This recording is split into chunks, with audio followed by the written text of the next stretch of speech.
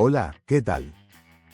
Bienvenido a Macroeconomía, el canal donde en pocos minutos entiendes qué está pasando en Latinoamérica y por qué debería importarte. Hoy vamos a hablar de una de las decisiones más impactantes y polémicas en la historia reciente de El Salvador, el régimen de excepción implementado por Nayib Bukele. Una medida que cambió radicalmente la seguridad del país, pero que también ha generado un intenso debate sobre sus consecuencias. Para entender esto, primero hay que ver el contexto. Durante décadas, El Salvador fue uno de los países más violentos del mundo. Las pandillas controlaban territorios completos, extorsionaban a comerciantes, limitaban la movilidad de las personas y mantenían al país en un estado constante de miedo. La violencia no era un problema aislado, era parte de la vida cotidiana. En marzo de 2022 ocurre un punto de quiebre. En un solo fin de semana se registran decenas de homicidios, lo que genera una reacción inmediata del gobierno. Es entonces cuando se aprueba el régimen de excepción, una medida que, en términos simples, suspende temporalmente ciertos derechos constitucionales para permitir una acción más agresiva contra las pandillas.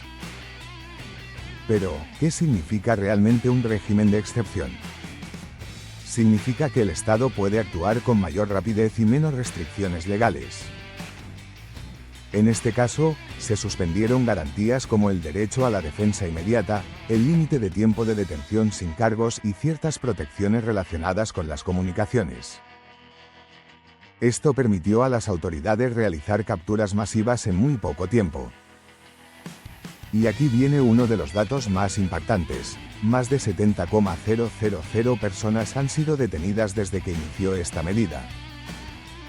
El objetivo era claro: desarticular completamente las estructuras de pandillas. Y en términos de resultados, el impacto ha sido innegable. Los homicidios se redujeron de forma drástica, llevando a El Salvador a tener algunos de los niveles de violencia más bajos de su historia reciente. Muchas comunidades que antes eran consideradas peligrosas ahora experimentan una sensación de tranquilidad que no se había visto en décadas. Para una gran parte de la población, esto representa un cambio real en su calidad de vida. Poder salir sin miedo, abrir un negocio sin pagar extorsión o simplemente vivir sin la presión constante de la violencia es algo que tiene un peso enorme. Pero aquí es donde empieza la otra cara de la historia. El régimen de excepción también ha sido fuertemente criticado. Organizaciones nacionales e internacionales han señalado posibles abusos, incluyendo detenciones arbitrarias, es decir, personas capturadas sin pruebas claras o por sospechas mínimas. También se han reportado casos de personas que, según sus familiares, no tenían vínculos con pandillas y aún así fueron detenidas. Además, hay preocupaciones sobre las condiciones en los centros penales, la falta de procesos judiciales rápidos y la dificultad para que los detenidos puedan defenderse adecuadamente. Esto plantea una pregunta fundamental: ¿hasta qué punto se puede sacrificar la libertad individual en nombre de la seguridad colectiva? Este no es un debate exclusivo de El Salvador.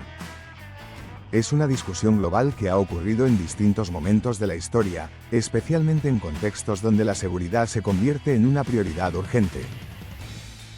Por un lado, está la postura de quienes defienden la medida.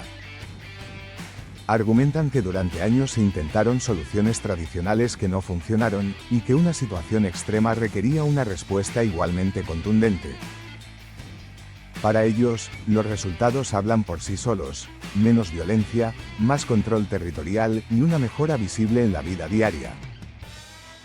Por otro lado, están quienes advierten sobre los riesgos. Señalan que cuando un Estado tiene la capacidad de suspender derechos y actuar sin los controles habituales, se abre la puerta a abusos que pueden tener consecuencias a largo plazo. También existe el temor de que este tipo de medidas, aunque comiencen como temporales, puedan extenderse o normalizarse. Y aquí hay otro punto clave: el régimen de excepción ha sido prorrogado múltiples veces.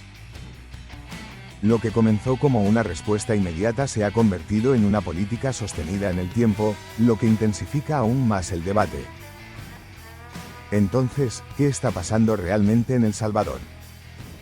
Lo que vemos es un modelo donde la seguridad ha sido priorizada por encima de otros principios, con resultados concretos pero también con costos potenciales.